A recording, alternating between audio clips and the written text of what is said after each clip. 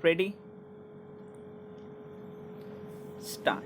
The state government is entitled and empowered to fix the age of consent. The state can make reasonable classification, but while making any classification, it must show that the classification has been made with the object of achieving a certain end. The classification must have a reasonable nexus with the object sought to be achieved.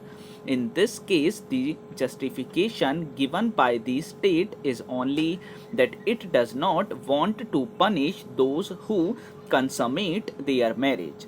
The stand of the state is that, keeping in view the sanctity attached to the institution of marriage, it has decided to make a provision in the nature of exception 2 to section 375 IPC.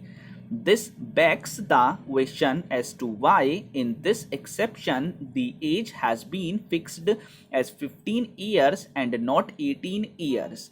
As pointed out earlier, a girl can legally consent only after she attains the age of 18 years.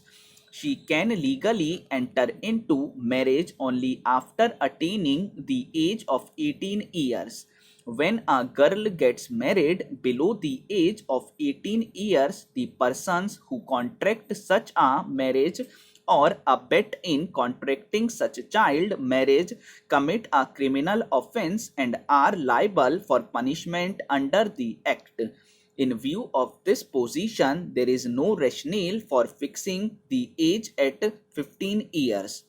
This age has no nexus with the object sought to be achieved, maintaining the sanctity of marriage, because by law such a marriage is not legal. It may be true that this marriage is voidable and not void ab initio except in the state of Karnataka, but the fact remains that if the girl has got married before the age of 18 years, she has right to get her marriage annulled, irrespective of the fact that the right of the girl child to get her marriage annulled.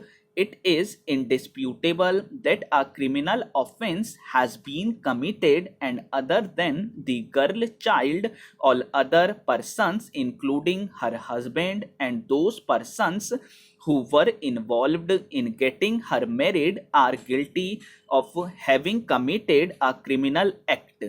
In my opinion, when the state on the one hand has laid down that abetting child marriage is a criminal offense, it cannot on the other hand defend this classification of girls below 18 years on the ground of sanctity of marriage, because such classification has no nexus with the object sought to be achieved.